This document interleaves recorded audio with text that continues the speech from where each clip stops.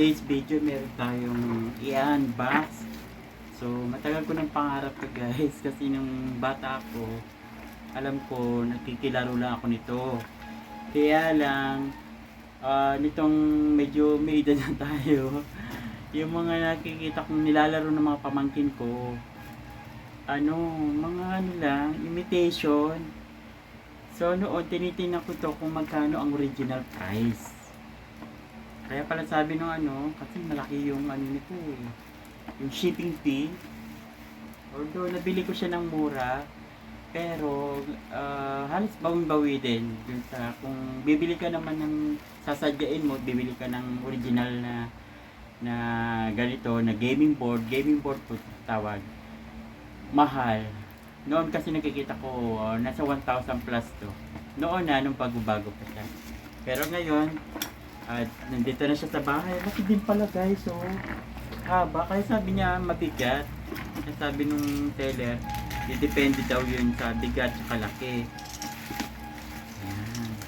Kasi nung binidyo niya to guys, nakasil pa yung mga laman sa loob. As in, ako yung magbubukas. Ako yung Ayan guys, so meron na kayong idea. Monopoly. So ingatan ko guys kasi maganda yung niya eh, yung ito ko siya bubuksan guys. Hindi nakikita kung yan. Yan. Hilain natin siya guys. Mahirap siyang hilain guys. Kasi dito ko pang gamitin yung bubble wrap niya guys. Kaya kahit nahirap-hirap kung maghila-hila ay okay lang. Importante kasi nagagamit pa yung mga gamit na bubble wrap. Pag binibili mo kasi ito guys, mahal din. Basta kalahati na siya guys. So, diba?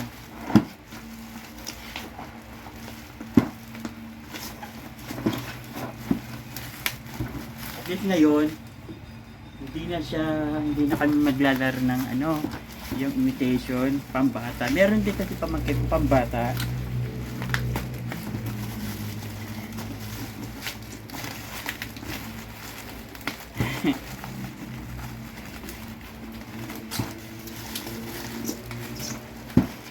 Hirap naman guys. Hirapan ako guys kasi mahigpit yung pagkakaano niya. So, gawin natin guys. Para hindi na tayo nahihirapan. Idadaan na lang natin ganyan.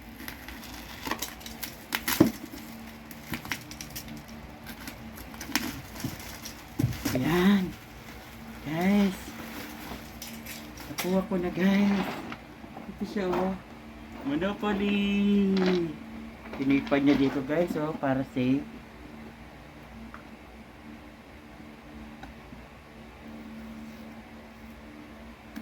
Uy. Wanda.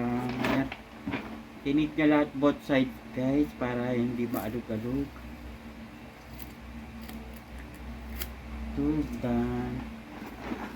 Alam mo ito kasi mga HD box. Hindi ko alam kung paano yung ito. Kaya ito sa mga ibang bansa na inaayawan ng mga bata. Tapos dinadala sa mga bakuran.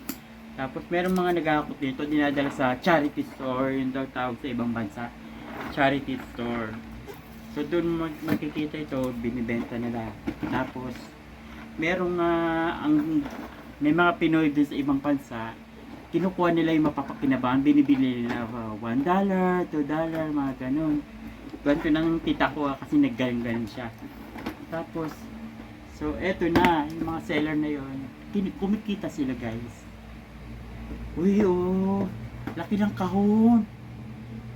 Ay. Guys, amoy alam mo yung mga imported. Ayan yung board niya. Yung board daw niya, sabi niya, medyo may paint, may stain. Pero sa akin, okay naman siyang laruin. Kasi hindi nyo makikita dyan eh. Ako lang nakikita ng mga paint niya. Parang nabakasan ng kalumaan. Pero okay naman siya guys. So, ito yung sinasabi ko sa inyo guys, yung As in, naka-plastic pa yung mga papel. Yan. O, naka-sealed pa. As in, ako talaga magbubukas. Tapos yung mga card niya. Ito o. Kasi naka-sealed pa talaga, 'di ba guys? Kaya sabi ko yung price niya 200 guys. Ang totoong price na binili ko yun sa kanya 200. Kaya nung makita ko, ginrab ko na kasi matagal ko ng pangarap to.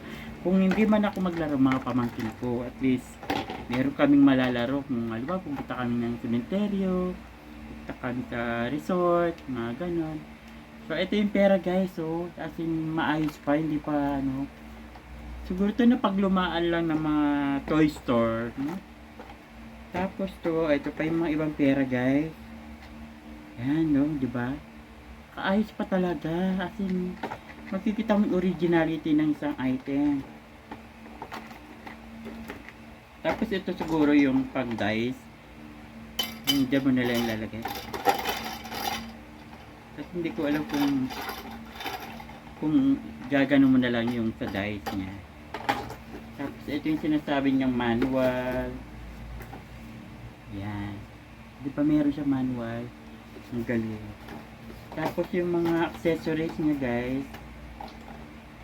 Ito yung dice. Tapos ito yung mga pagbibili ka ng mga bahay-bahay. Di ba alam nyo naman yun yung pang bahay na square sa kanya.